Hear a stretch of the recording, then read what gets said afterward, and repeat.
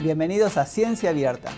En esta oportunidad vamos a tener una entrevista doble con los doctores Verónica Torres y Pablo Brumowski. Verónica es jefa del Servicio de Toxicología del Hospital Universitario Austral y Pablo es jefe del Laboratorio de Mecanismos e Innovación Terapéutica en Dolor del IMT. Con ellos vamos a hablar de cannabis, desde su aplicación medicinal hasta el uso recreativo y los peligros que puede conllevar esto.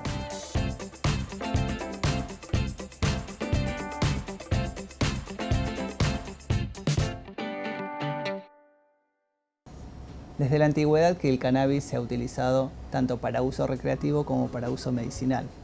Hoy estamos con expertos de la Universidad Austral, Verónica y Pablo, que nos van a ayudar a dilucidar un poco más este tema y a contestar las preguntas, las amplias preguntas que tenemos.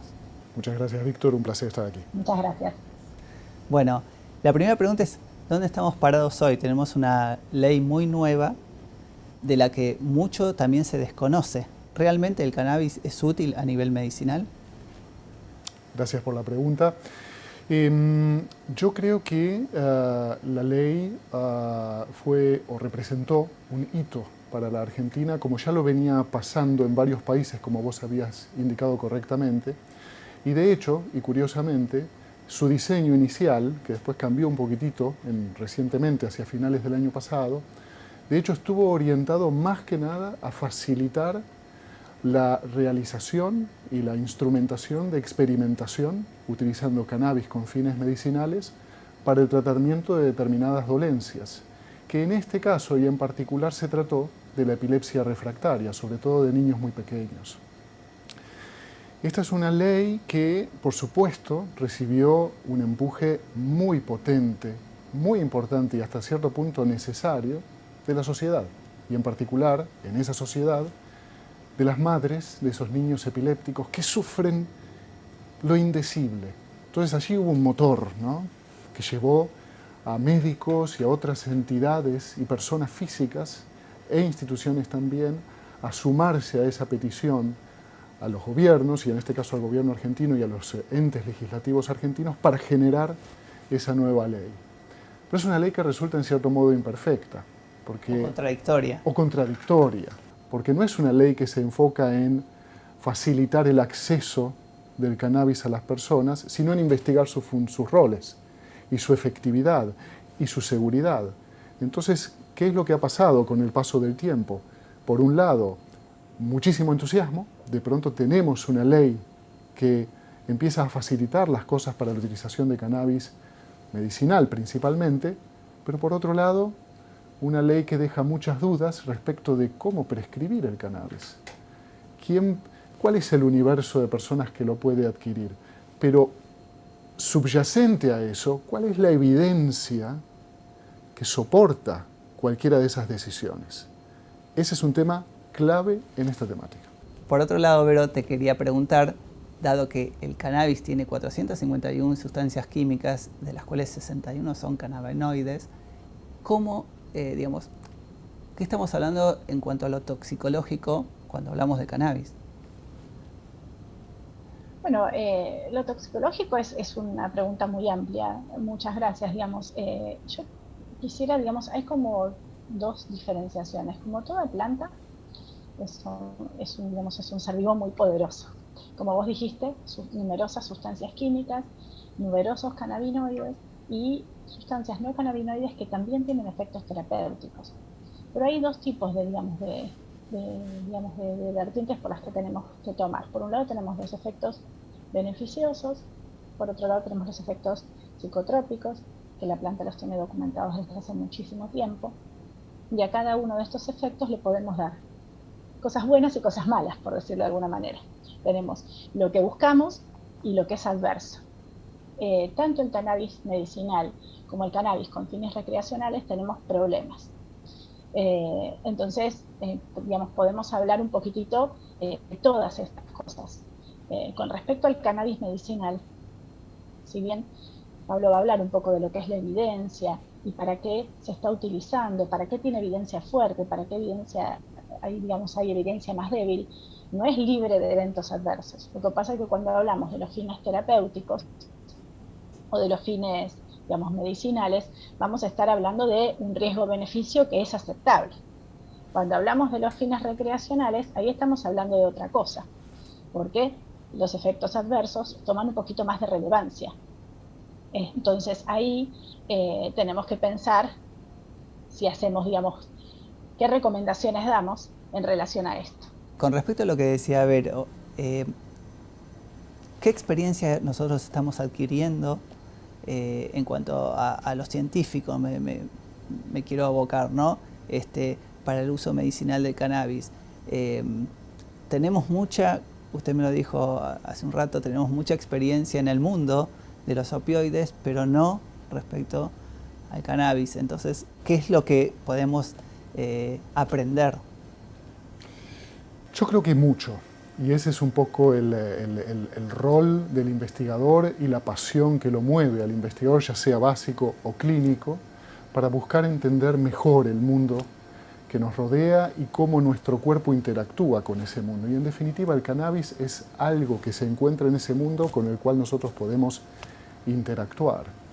En opioides, si solamente nos enfocamos en dos palabras clave, que son dolor y opioides, si hiciéramos una búsqueda bibliográfica, nos encontraríamos con alrededor de 25.000 artículos publicados de manera anual.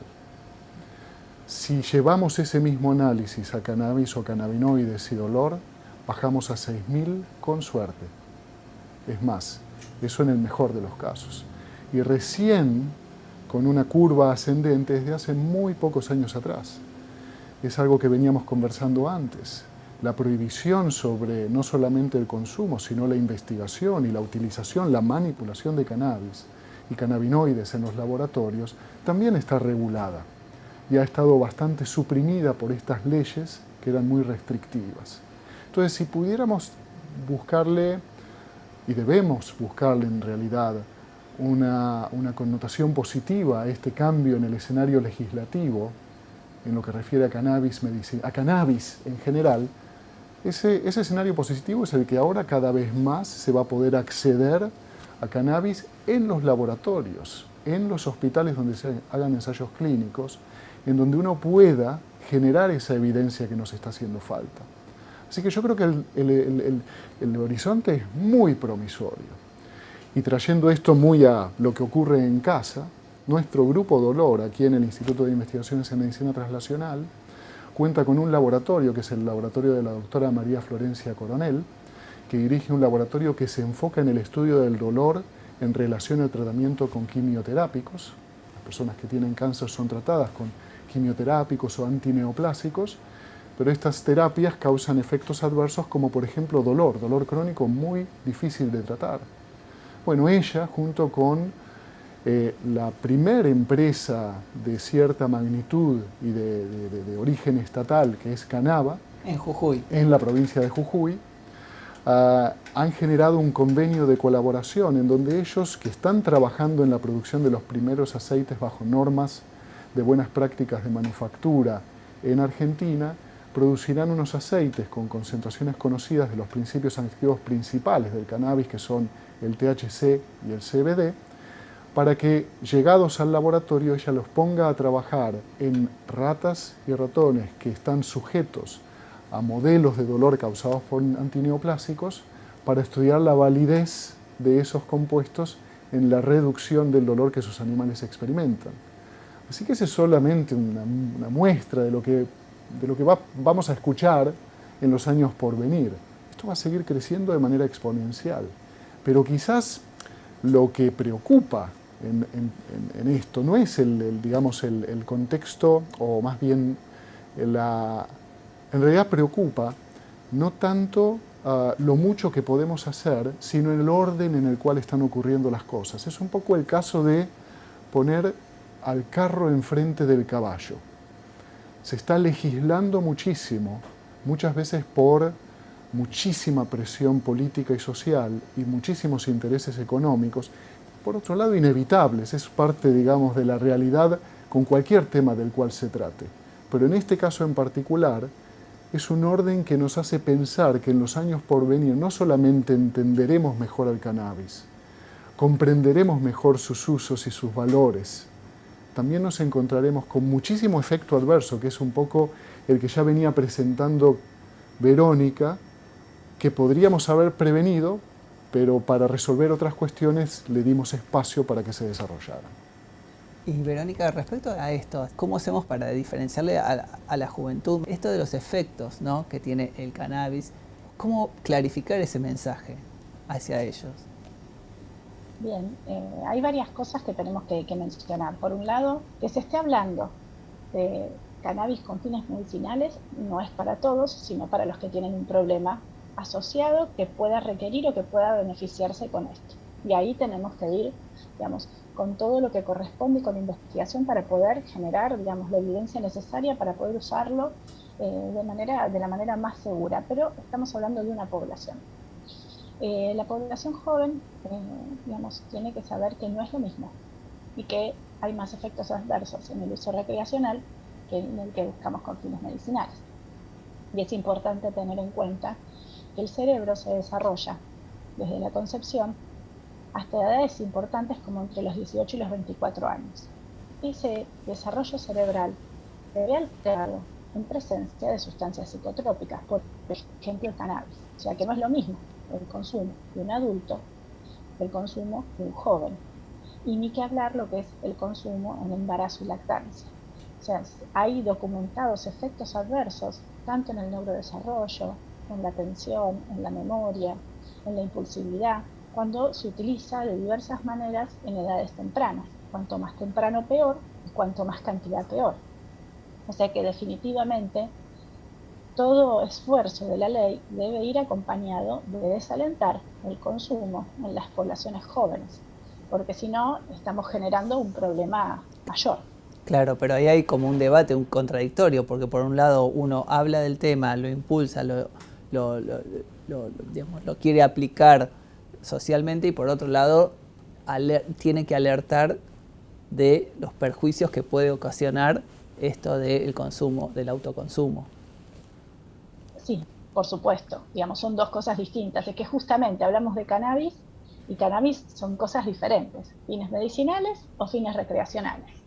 Gente adulta o gente joven, son cosas distintas. Pablo hablaba de poblaciones muy pequeñas, digamos, de niños muy pequeños en los que se utiliza el cannabis con fines medicinales.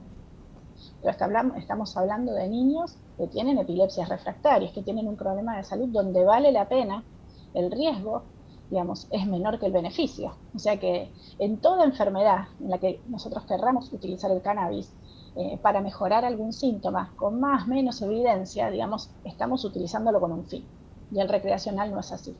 Tiene efectos deleterios en el desarrollo integral de los jóvenes, de los cerebros especialmente. Además trae trastornos en los ejes hormonales, en la fertilidad, trae trastornos pulmonares, tiene un montón de efectos adversos que necesitamos revisar y no podemos banalizarlos en pos de digamos, de mejorar, digamos, en pos de otros caminos. Tenemos que separar muy bien lo que es recreacional de medicinal. Sí. ¿Me permiten agregar algo a lo que venías diciendo vos, Verónica? Desde el punto de vista del cannabis medicinal, algo que ya de alguna manera Verónica introdujo, que es poblaciones pequeñas de pacientes que responden positivamente al cannabis medicinal, ocurre en las pocas patologías que se están estudiando seriamente exactamente de la misma manera. En el dolor crónico, que es donde nosotros somos fuertes aquí en el grupo dolor,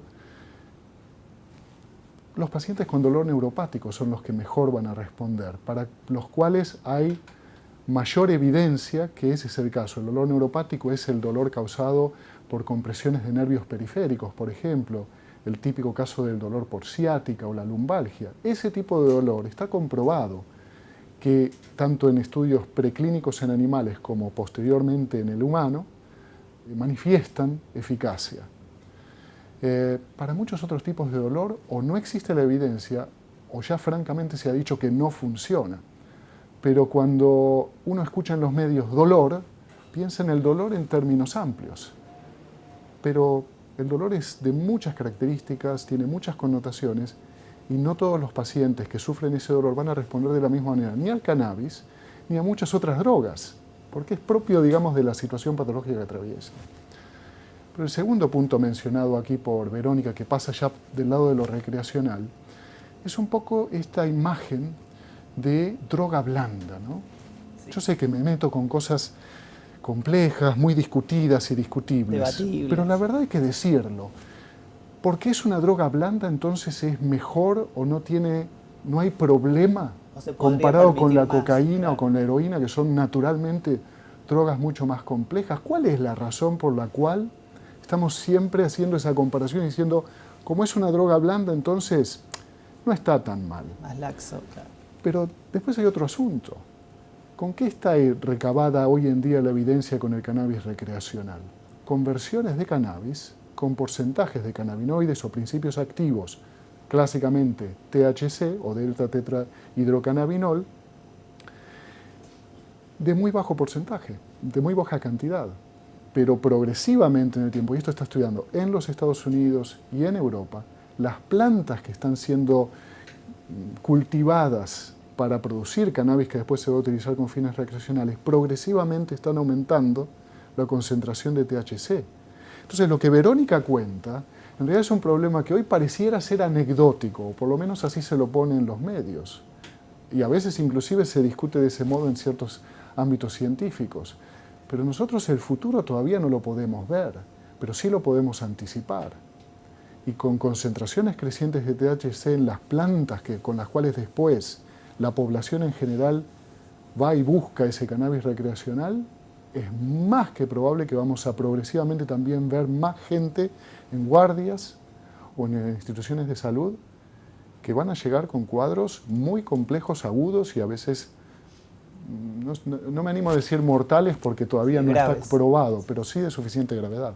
Y el gran problema del cannabis es que, y por eso muchas veces se lo llama blando, es que no tiene una gran toxicidad en agudo, o sea, no se nota en agudo, que no es que una dosis me va a matar, una cantidad de cannabis va a tener una dosis letal, por lo menos no al momento, pero sí tiene toxicidad en crónico. Entonces, esta disquisición en una droga que puede aumentar la incidencia de trastornos psiquiátricos, que genera trastornos en el neurodesarrollo, en la fertilidad, en la inmunidad.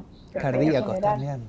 Sí, cardíacos, aumento de la incidencia de muerte súbita del lactante. O sea, son problemas serios, ¿no? No parece ser muy, muy blanda, que provoca dependencia, que provoca tolerancia, que hay gente que desarrolla patrones adictivos, o sea, no lo hace rápido, tal vez como no tiene la toxicidad visible de drogas, que tiene una toxicidad importante y evidente, pero sí tiene toxicidad. La toxicidad crónica es un tipo de toxicidad y se altera el desarrollo de las personas jóvenes. Tenemos generaciones futuras que van a tener problemas devenidos del uso periódico y continuado de cannabis.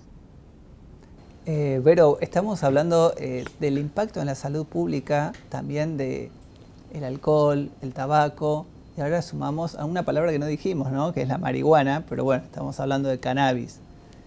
¿Cómo se relaciona esto y más particularmente en los jóvenes, ¿no? De hecho, el alcohol y el tabaco se consumen en mayor porcentaje que el cannabis, que la marihuana, con lo cual también son un motivo de preocupación en salud pública. Como habíamos hablado, digamos, el cerebro está en desarrollo desde la concepción hasta los 18 a 24 años. Todos los consumos alteran el desarrollo integral de los niños, niñas y adolescentes, con lo cual tenemos que desalentar los consumos todo lo que podamos, tabaco, alcohol, marihuana, y tenemos que pensar que los cerebros expuestos van a tener una respuesta diferente a lo largo de la vida. Todo lo que nosotros hagamos de impacto en edades tempranas va a tener una consecuencia variable a lo largo de la vida, con lo cual tenemos que desalentar los consumos. Y toda normativa que vaya en pro, digamos, de mejorar la calidad del uso y la evidencia en cannabis medicinal debe ir acompañada de desalentar los consumos recreacionales, sobre todo en las poblaciones jóvenes. Así es. Y ampliando, ¿no? Y a mí me gustaría ampliar, exactamente, porque por supuesto que de lo que venía hablando Verónica es de lo que se denomina población vulnerable. Los niños y los jóvenes son vulnerables. Y los jóvenes muchas veces por decisión propia cuando empiezan a adquirir esa independencia tan ansiada, y los niños porque son cautivos de casas donde se consume cannabis y en donde hay problemas asociados con eso también, por accidente o por exposición indebida. Pero después está el adulto, que también está expuesto y donde parece que estaría bien, que no va a pasar nada, pero donde hay problemas inherentes. ¿Y a qué me refiero pensando en este concepto de salud pública? Por un lado, el modo en que ese paciente, eventualmente un consumidor regular de cannabis, llega al hospital o a la institución de salud para ser tratado. Su respuesta a drogas va a ser diferente, el modo en que se despierte de una anestesia también va a ser diferente. Si el consumo es crónico y tiene que permanecer internado por un tiempo en el hospital, eso significará probablemente una interrupción del consumo de cannabis, lo cual va a conducir a lo que se denomina en inglés el withdrawal syndrome, que es un síndrome de respuesta por la carencia, por la falta y por el retiro un poco agudo del producto del cual se ha hecho dependiente. Es un problema de salud pública enorme. Pero el segundo problema de salud pública es uno más simple y que de hecho fue abordado en países donde está legislado desde hace mucho más tiempo el cannabis, y es el problema de la inducción de incoordinación motora. Les doy un ejemplo. En Canadá, país que visité hace algunos años, tuve la suerte de poder participar de una actividad donde justamente se reunía un montón de gente para hablar de este tema. Existen leyes y regulaciones que le impiden a una persona conducir un vehículo durante las 8 horas que siguen al último consumo de cannabis. Posteriores. Y esta restricción es especialmente aplicada a gente que tiene responsabilidades. Quien conduce maquinaria vial pesada, el conductor de un colectivo, de una ambulancia. Entonces traigamos esto a la Argentina, un país donde el tránsito y el tráfico es caótico, donde todo el mundo se cruza, cruzamos en rojo, no respetamos a los peatones, no respetamos a nadie, y ahora tengamos a un conductor de colectivo, un taxista o un individuo que conduce su vehículo con sus reflejos alterados. Con sus reflejos alterados, lamentablemente teniendo un accidente donde no solamente su vida corre riesgo, sino la del otro. Y no solo en la conducción de vehículos, perdón que sume, digamos, en lo que es todo el trabajo o la maquinaria de precisión. Claro. Hay que tener en cuenta que la coordinación motora es un hecho y es algo que es importante tener en cuenta para toda persona que trabaja y tiene alguna responsabilidad que merman los reflejos, merma la capacidad de reacción, o sea que es importante tenerlo en cuenta y esto tiene que estar comunicado a la población. Perfecto. Verónica, Pablo, muchísimas gracias. La verdad que han sido muy claros los conceptos y sobre todo, bueno, buscando más investigación, más ciencia para dilucidar un poco más este tema. Gracias. Gracias.